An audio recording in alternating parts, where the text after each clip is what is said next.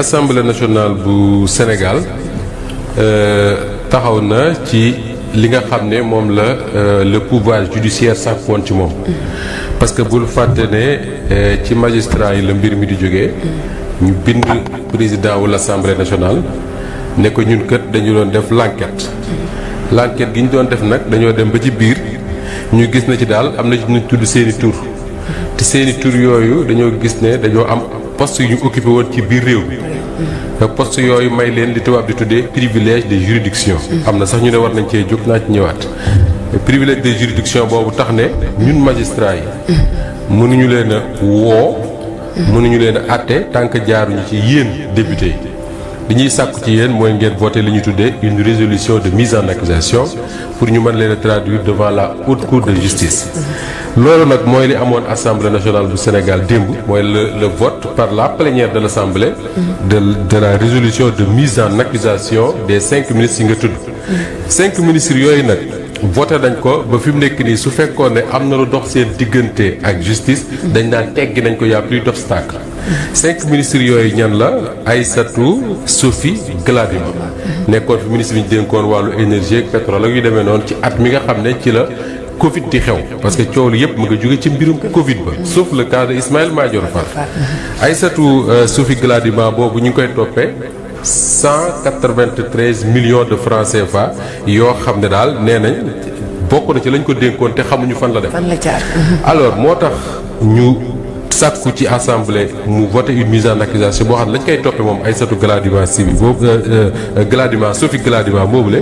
bokk na ci association de malfaiteurs. mooy nekk mbooloo ngir def aw ñaawteef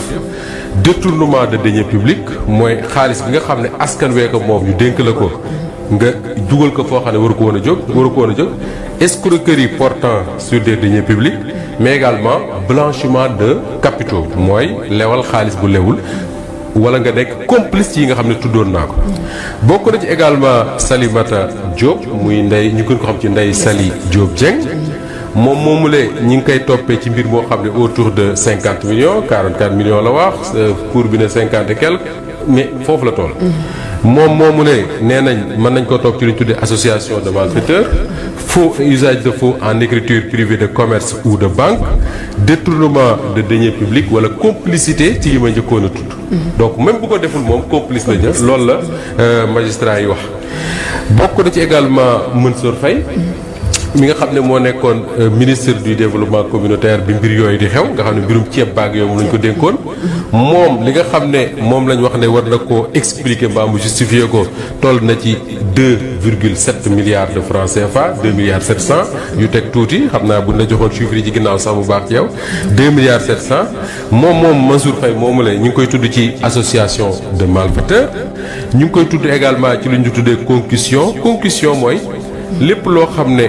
da nga nit koo xam ne dañ ko dénk autorité wu état muy ku ñu fal ab maire wala yeneen ak yeneen sa position boobu nga toog permettre la nga recevoir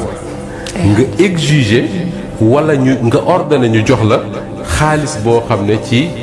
amoo droit jot ci loolu la ñuy wax concussion bokkul ak corruption ñu ngi koy topp également moom Mansour Faye corruption justement prise illégale d'intérêt mooy koo xam ne dañ ko jox mission wu service public mu jot xaalis wala mu téye xaalis boo xam ne ci moment bi mu koy def dafa waroon nekk koo xam ne day saytu ndénkaane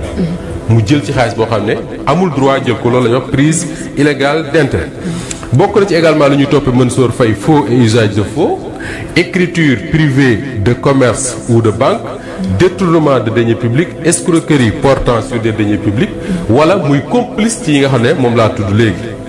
mbir moomu également mbirum force Covid 19 boobu ba léegi 4e ministre boo xam ne tudd nañ ci mooy Moustapha Diop c'est pas Moustapha Diop de Walfadjri c'est Moustapha Diop ministre du développement industriel à l'époque des faits moom moomulee ñi ngi koy tudd ci 2,5 milliards de francs CFA ñaari milliards yoo xam ne war naa teg juróomi téeméeri millions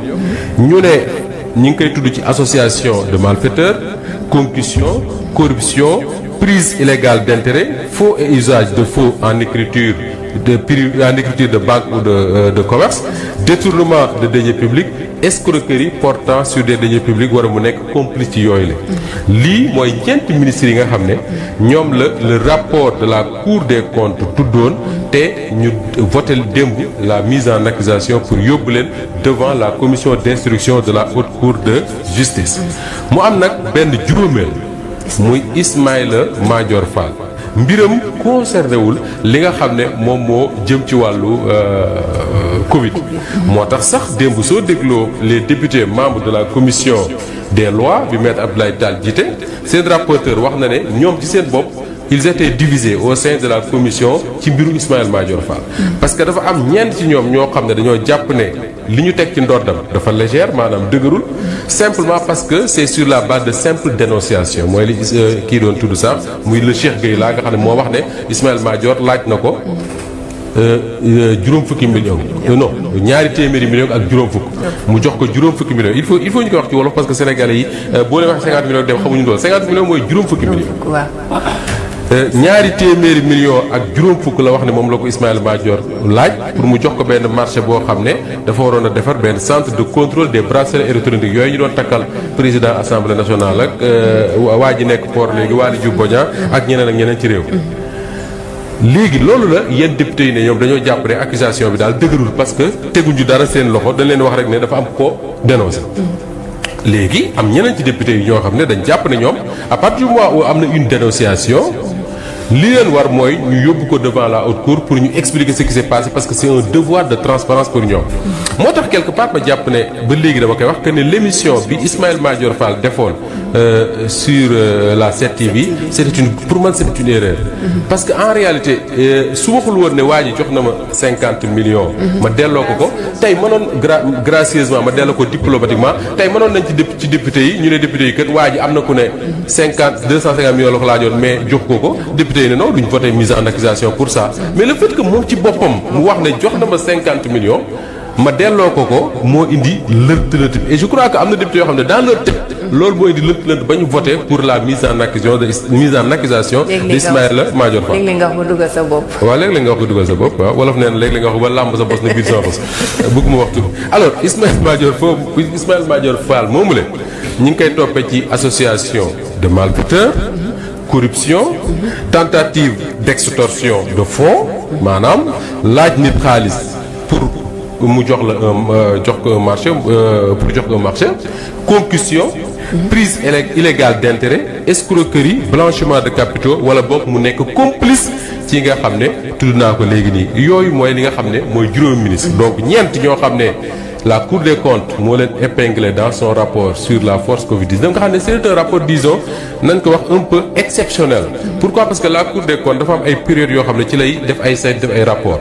bii le président Macky Sall moo ko demandé woon am na ñu ne les partenaires yi joxoon Sénégal seen xaalis pour ñu xeex Covid-19 ñoom ñoo exigé woon la transparence mais lu ci mënti am Macky Sall moo demandé woon Cour des comptes ne ko na def une enquête ci nan lañ utiliser xaalis boobu. Cour des comptes def enquête de pare jébbal les rapports le président Macky Sall ñu jël rapport yooyu jébbal ko le procureur. yaa ngi dégg donc c'est bien avant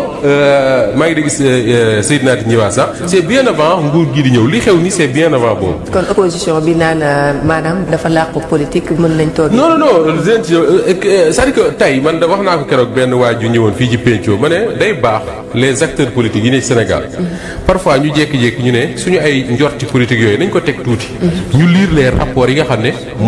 moom moo nekk devant sur la table suñu lire rapports yi ni nga xamee ne noonu lay journalistes yi bari ci réew mi nii et ça il faut féliciter la presse sénégalaise pour ça di defee ay gëstu pour gis les rapports xamal seen bopp lan moo ci nekk parce que rapport bi li am solo ci lire un rapport mooy amul kenn ku la ciy manipuler yow yaay jàng mën a lire sëgg nii comme ni may lire sama feuille yi lire soo liree ba pare tu fais justement ce qu'on appelle benn compte rendu c'est-à-dire un résumé de ce que tu as lu loolu boo xoolee la presse les comptes rendus yi ñuy def regarde le journal Walf Quotidien de ces 3 derniers jours regarde le journal Libération regarde le journal L'Observateur mais li nga ciy lire yëpp maa ngi koy wax keroog sama jeune frère Pape Samba Ndour l'actuel directeur de publication de L'Observateur qui était ici à Walf ma ne ko man ce qui me plaît dans ce que tu fais dans ton journal c'est que quand je le lis je ne vois que des faits mooy mbir mi lii ak lii moo ne ci rapport bi moom lañ wax sénégalais yi donc ñiy wax ne politique def ci rax man je dis simplement il faut ñu dellu ñoom seen bopp dans les rapports de la Cour des comptes dans les rapports de la CENTIF lire ko seen bopp xool ba xam est-ce que jar na ñu topp ci doomu aadama waaw wala déet c'est aussi simple que ça maintenant tout ce qu'on dira après c'est de la politique j'ai entendu Aïssata Tall Sall bi may ñëw rek laa koy dégg je crois que c'est dans le journal seen journal bi ngay def sax Ablaye Bob muy wax ne amul benn genre base légale boo xam ne daal war naa tax ñu yóbbu ñi devant la haute cour Aïssata Tall dafa fàtte ne bi lii di am moom bi Cour des comptes def sa rapport elle était ministre de la justice donc le rapport de la Cour des comptes bi nga xam ne moo wax lii nga xam ne moom lañ nekk di waxtaane kenn gënu ko koo xam moom Aïssata Tall Sall kenn gënu ko koo xam donc politique moo doy waar mais man j'essaie de faire cet effort là aji wax dëgg yàlla pour xool comment faire pour wax politique fii ba pare bu ñu waree wax justice ñu wax waxu justice parce que ku xam tuuti les magistrats qui ont ces dossiers là parfois sax nit ñi ne dañoo dëgër bopp parce que ils refusent de subir une quelconque pression des hommes politiques ak koo mënti doon Diomaye Faye ak Ousmane Sonko ci am maintenant Fatou Adja su fekkee ne voté nañ la résolution de mise en accusation pare la suite mooy lan la suite mooy demuñu procès am na ñoo xam ne dañ daan dañ leen di àtte ji wuñu demuñu procès wala boog demaguñu procès àttee guñu ndax haute cour de justice dafa am une composition boo xam ne moo fa nekk muy juróom-ñetti député yoo xam dañ cee bokk juróom-ñetti député yooyu mooy Amadou Ba numéro 2 Amadou Ba bi dëkk Thiès bu Pastef Aliou Ndao ancien procureur Ayib Daffé président du groupe Pastef Abdou Mbow bu takk Wallu ci la bokk Ramatoulaye Bodian ci la bokk Youngar Dione ci la bokk Roqi Ndiaye ci la bokk Daba Wañaan ci la bokk mais député yii ma lim nii ñii li haute cour de justice nekk di liggéey actuellement amuñu ci benn rôle buñ ciy joué amuñu ci benn influence lu tax ma koy wax mooy ñoom déjà comme dañ leen a tànn ak seen ay suppléants parce que am na 8 suppléants pour ñu nekk ñoom des membres de la haute cour de justice ñoom démb bi assemblée di voter di examiner ñoom amuñu droit jël parole amuñu droit voter muy benn ñaareel ba mooy bi ñu voté la mise en accusation pare dañ koy jébbal le premier président de la cour suprême premier président de la Cour suprême pour que la commission d'instruction parce que dafa am une commission d'instruction de la haute cour commencé liggéeyam commission d'instruction boobu àttewul day enquête waaw te enquête boobu muy def député yi ma tudd juróom-ñett député yi ñoom seen yoon nekku ci bokkuñu ci fekkewuñ ko ay magistrat dong ñooy def enquête kese magistrat yooyu dès que ñu jot l'acte de mise en accusation dañuy commencer seen enquête ce qui veut dire quoi aji pour mu leer nañ mooy d'ici les jours à venir wala d'ici la semaine prochaine ou quelque chose comme ça la commission d'instruction di nga dégg mu commencer convoquer juróom ñi nga xam ne ñoom lañ tudd pour déglu leen parce que dafay enquête maintenant su leen convoquer pour déglu leen lii mën naa nekk mooy mën naa convoquer kenn ci ñoom wala ñaar wala ñett wala ñeent ba juróom déglu la ba pare placer la en détention d'accord ce qui veut dire quoi que ni juróomi ministre yi nga xam ne ñoom la ñu envoyé devant la haute cour de justice lundi mardi mercredi wala semaine ba la ñu jëm xaw ma ban semaine lay doon man nga dégg ñu ne placé nañ leen sous mandat de dépôt mooy yóbbu nañ leen kaso parce que loolu la commission d'instruction loolu mooy liggéey soo fàttali ko Idrissa Seck ba nga commission d'instruction dégloo la commission d'instruction de la haute cour de justice du temps d'Abdoulaye Wade mais dañ ko placé en détention Idrissa Seck a fait 8 mois 7 mois 8 mois en prison avant Idrissa Seck quand il y a eu les événements de décembre 1962 ñu jàpp Mamadou Dia en 63 la haute cour de justice àtte mais pendant toute l'instruction il était en détention je crois que ñu ngi ko njëkkoon a denc dans une maison militaire à Ouakam ou quelque chose comme ça après bi ñu ko àttee lañ ko yóbbu Kédougou moom Mamadou Dia avec tout ce qui s'est passé après mais je dis souvent que ne j'aime pas faire la comparaison entre Mamadou Dia ak Idrissa Seck ak liy xew léegi pourquoi parce que Mamadou Dia nit ku jub la woon di liggéeyal Sénégal di ko xeexal mook Senghor bokkuñu woon gis-gis li ko dal yëpp daal ku ñu accusé ko de coup d'état ñii nag Adja ak sàcc lañ leen ñoo ngi leen di jiiñ jotewul dara ak Mamadou Dia léegi Moustapha ci mise en accusation bi ñu tàmbali est-ce que kenn ci ñoom bu taxawee génnee koppar yi nga xamante ne moom la ñu wax lañ ñu ba dina tax ñu setal ko wala dañuy mi ngi may fàttali li ma dégg Pawlish Mbaye di ko wax ñi yor alalu nit ñi nañ ko génne joxe ko ñëpp am jàmm parce que là vraiment voilà mais pour être plus sérieux ñoom mbir mii nga xam ne moom lañ leen toppee dégg nga li nga xam ne moom laa tudd ay association de malfaiteurs escroquerie nangam ak nangam ma ne la ñii génne xaalis bi génnewu leen ci c'est vrai que le ministre de la justice l'avait dit à l'Assemblée que ni l'objectif final franchement c'est pas de jël ay nit rek di envoyer en prison comme ça mais c'est de retrouver l'argent bi nga xam ne moom la ñu jël parce que xaalis boobu Sénégal da koo soxla imaginer millions Ndeye Saly Diop Dieng litige yu 44 millions mais 44 millions tabax na poste de santé équipé ko def lépp ci biir léegi nag doomu wax ki nga xam ne dañ ne 2 milliards 500 2 milliards 700 193 millions fere xaalis boobu bu ñu ko mënee nangu moo tax soo encore une fois il faut lire les rapports yi nga xam ne moom la gars yi liggéey ci yooyu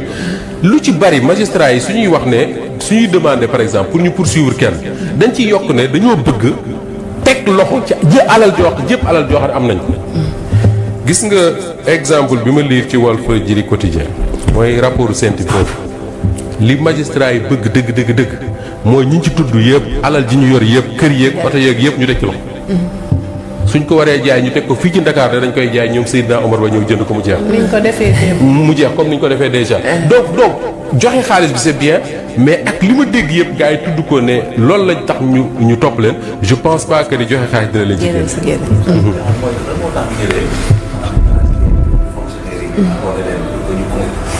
Moustapha li ma jaaxal mooy que la moo tax DAGE yi ak fonctionnaires yi nga xam ñoom la ñuy tudd ci dossiers yi ñu accepté ñu conseiller ñu bàyyi leen est-ce que ñii aussi bu ñu consigné daañu leen bàyyi wala. waaw c'est la question que je me pose depuis hier et je n'ai pas la réponse parce que man dama laajte ñu ne ma de toute façon la commission d'instruction enquête à sage et à décharge cela veut dire peut-être que ni ministres yi mën na leen maa ngi wax ne mën na leen déglu placer leen en détention mais mën na leen a déglu ñu indi ay contestations sérieuses moo tax ma wax ne il faut ñu éviter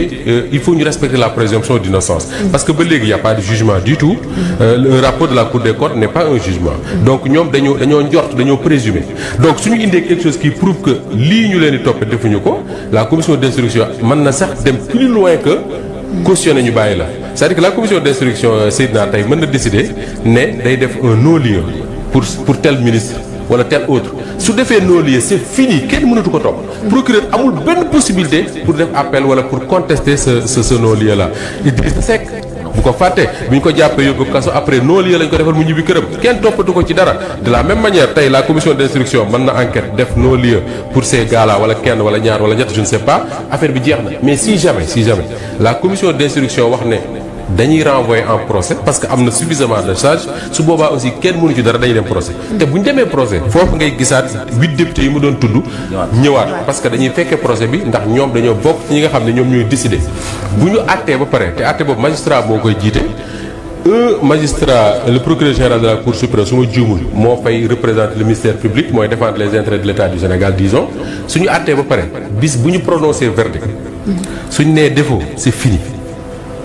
suñ nee yaa def également c'est fini amul appel amul dara moo tax d'ailleurs am ñu naan la haute cour de justice dañ ko war a xoolaat parce que amul double degré de juridiction c'est-à-dire que buñ la ci tëjee kenn mënatoo def appel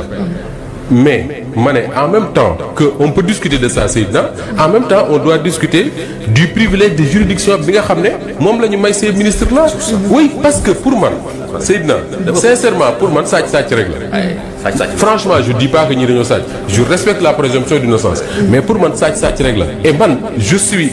mën naa pardonner sàcc bi nga xam ne dafa génn fii romb oto Cheikh Tidiane Gomis mu gis téléphone ci biir soxla na ko xamul nu muy def mu toj verre ba jël ko yóbbu dem jaay ko defee leneen jënde ko diluant ba mu jënde ko leneen comme seen affaire yi ñu def mais parce que kooku généralement sàcc boobu mooy sàcc bi nga xam ne société bi da koo fàtte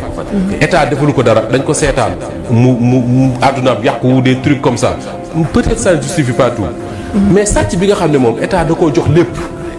jox ko oto buy jar 50 millions. oto boo xam dañ ko climatiser. jox la kër goo dëkk doo fay courant doo fay ndox doo fay dara boo bëggee faju mu faj say doom def si lépp jox la également salaire boo xam ne kenn amu ko ci ñi toog fii ba pare di la état boobu di jël di la jox boo soxlaa soo buggee dem fenn ñu jël ab flèche mu jiitu bu maam xarit taxawee tali bi ñu ne ko wàccal Seydina day jàll nga wàcc ba mu jàll mais sàcc boobu kii Fatou man moo ma gën a naqari sàcc bi nga xam ne moom il est dans des difficultés. Qu'est-ce qu'il explique mais li intéressant dans tout ça te ci loolu laa koy jeexale ndax si Cheikh Tidiane mooy xool rek naan ma noppil ma wax. non def am nga 5 minutes. intéressant dans tout ça Seydina Omar Ba man dama jàpp ne magistrat yi man je parle pas du pouvoir politique c'est vrai que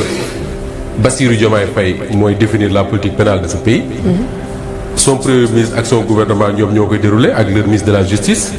c'est vrai que su fekkee ne yii mi ngi am ci réew mi c'est parce que ñoom opposé wuñ ci parce que buñ ne woon non mën naa metti mais du demee ni donc am nañ ci mérite mais dama jàpp ne man le mérite revient d'abord aux magistrats yi nga xam ne man dama gëm man peut-être je peux me tromper dama gëm ne ces magistrats là sont en train de rendre un grand service aux Sénégalais te Sénégalais yi xamaguñ ko léegi dans 5-10 ans lañ koy xam nga lu tax ma wax ko mooy Sénégal 1960 ba léegi ba ñu amee indépendance ba léegi Georges Nesta Diop wax na ma keroog le chiffre exact nommé nañ fi ay centaines de ministres aji ko na ay dizaines et des dizaines de ministres sénégalais sàcc nañ xaalisu Sénégal te kenn mënu ci dara jënd nañ ay kër dëkk ci alalu Sénégal soo nee alalu Sénégal mooy sa alal yow alalu kii di ma seetaan dëkk ci te kenn mënu ci dara jël nañ suufu Sénégal may ko ku leen neex te kenn mënu ci dara. kon tey lii bu ñëwee dañ ko war a rafetlu. donc tey à partir du moment où tey dañu fermer benn page xam nga mooy lan. mooy page yu impunité pour borom doole yi. xoolal lii xew Sénégal ay chef d'entreprise ñi ngi ci kaso bi. ay ministres ñi ngi leen di topp. ay DG ñi ngi ci kaso bi. ay hommes d'affaires ñi ngi ci kaso bi te boo deful ndax bientôt ay artistes ak animateurs ak yeneen nañ ci kaso bi. moom laa la bëggoon wax sax mën nañu attendre à. oui c'est une première au Sénégal et loolu man franchement yéenewuma doomu président man yéenewuma kenn mu dem kaso mais dama jàpp ne c'est une leçon boo xam ne dañ ko jox tous les Sénégalais pour que ministre bu Diomaye Faye yi ak DG yi ñu fal ak seeni député ak ñeneen ñu xam ne Sénégal ministre président DG dootu fi buur. dootuñu buur ay nit kese lañ comme man ak yow gënuñoo jàng nit ñi gënuñu leen juddu gënuñu leen jaar-jaar dañuy politique rek politique may leen ñu am ay ndomba tànk képp koo fi xam ne Sénégal gii ñu nekk et j'espère que ce sera le Sénégal des années à venir képp koo ci xam dañ laa dénk aji nga yor sa téléphone kenn dootu la woo nga jël ko ku la wax lu la neex lu la naqari nga ne daf maa compte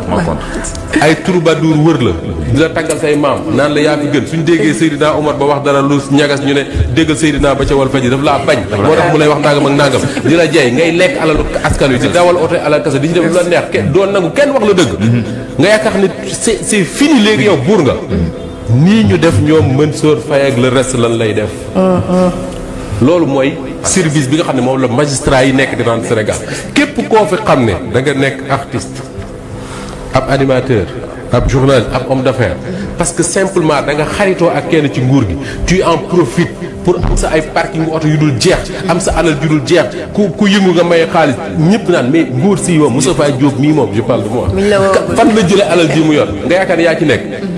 CENTIF nee na danañ la enquête te danañ la jaarale ci yoon comme niñ jaarale ñeneen ci yoon et ça aji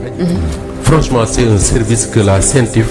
la Cour des comptes et les magistrats qui sont en train de travailler sur ça rendent au Sénégal et loolu duñ ko xam mukk te demuñu ay année ci kanam imaginez lu woon ñaanaluma ko ñi fi nekk tey mais imaginez d'ici quelques années ou quelques mois ñu ne ministre sangam ci gouvernement Ousmane Sonko wala DG sangam ci pouvoir Bassirou Diomaye Faye yoon ak koy topp parce que def na ndàngam. Ablaye Wade l'avait fait. Ablaye Wade bi muy nekk président au Sénégal y a des DG yoo xam ne moom moo leen fal signé décret ba pare prison lañ mujj. Taïbou mais avec les 12 ans de Macky Sall. impunité totale pour kilifa yi. mais loolu moo nar a jeex. waaye waa ji nee na moi j'aime bien l'écouter Pawlish Mbaye nee na bu ñu deful ndànk da nga fi gis. magistrat bu tiim sëriñam di ko àtte. en tout cas. mais mu am solo. parce que da nga tudd sànq ba doole bi dañ koy accuser de vol. waaw sàcc téléphone ak. sàcc téléphone ak ngam seen jël ko daal di koy tëj ci kaso bi. mais par contre ki sàcc ay milliards. au lieu ñu ne ko dafa volé. mais dañ koy ne dafa détourné. mais c'est ça. c'est que man jour de mooy mooy son problème quoi. c'est ça c'est-à-dire que mais naka nit mën a sàccee. nga ne kii sàcc téléphone nga dafa volé. alors que kii jël suñu alal daal di koy sàcc. oui tuddee ko de détournement. moo tax parfois xam nga les juristes ils ont des expressions pour qualifier n'importe quel fait. mais ñun ñi nga xam ne Seydina ñun la yàlla na toog. ñuy toog comme man ak yow ak Cheikh Tidiane ak keneen di wax nit ñi di ñu dégg. ñun ñoo wax Sénégalais ak wolof bu leer. moo tax ma doon jéem sànq su ma ne la concussion ma jéem ko expliquer. su ma ne la corruption ma jéem ko expliquer. am na yoo xam ne dañ koy tuddee détournement escroquerie xam nga pour résumer ko mooy lan. mooy sàcc. c'est-à-dire que dañ naan détournement la escroquerie sàcc la xam nga sàcc mooy lan mooy jël lii nekk fii. maam xatee ko moom ma jël ko def sama poche. ak sàcc la surtout que Mahadi da laa wóolu. oui c'est encore plus grave su fekkee ne ab askanu lëmm. mais vol ak détournement amul kii. waaw ay sàcc lañu rek. c'est-à-dire que juridiquement on va expliquer que ni détournement dañu la expliquer mais ay sàcc lañu. c'est-à-dire maanaam dañuy jàpp ne sa vol bi waaw parce que détournement yow mooy ne dañoo jël xaalisu askan bi jox la ak confiance da daal di koy détourner tandis que yow vol bi tandis que yow vol mën naa teg sam portable nii nga ñëw jël ko amoon ne su bokkul da nga ko ay ñoom dañ laa wóolu dénk la ay ñoom saa wolof ak yooyu dinañ ciy def ay kii yu am solo dina am na keroog kenn ku ma envoyé également benn audio di ma expliquer baat yooyu yëpp ni ñu koy waxee ci wolof malheureusement am na kii wu mais li am solo rek mooy Seydina faut pas qu'on complique la chose pour les Sénégalais nit ñi su fekkee ne dañ ne Covid dafa am Sénégal Covid googule ñu gis mu commencé ñun ñëpp teg suñu bët muy rey ñu xam ñoo xam ñu leen rey tëral ñoo xam ay nit seeni kër dem ba nit ñi ñeewuñ faa duggati parce que dañ naan Covid dafa am ñu tëj réew mi kenn tukkiwul kenn demul kenn dikkul ñu ne yéen yëpp ñëw leen nag ngeen dajale ku nekk li nga xam parce que état bi kese mënu ko xeex yow nga joxe sëñ Mountakha Bachir joxe keneen joxe partenaires yi joxe ñëpp joxe ñu ne liñ joxe yëpp mat na nangam ci milliards ñu ne ministres yi yéen kat ñun comme ni ko maam Khady waxee yéen lañ wóolu ku ci nekk danañ la nattal ne la lii dee ko jël nga koy dimbalee ñi nga xam ne ñoom nga ci àndal ak di ko xeexee mbas ma ñu def ko ba pare ñun yëpp ñu toog kenn waxul de on a rien dit ñun Sénégalais yi président de la République ne Cour des comptes demal saytul ma ba xam ni ma leen sante woon noonu lañ ko defee Cour des comptes saytul boppam saytu ne xaalis bi kat fa ko taxoon a jóg demu fa gis nga réew moo ko defoon ci àdduna bi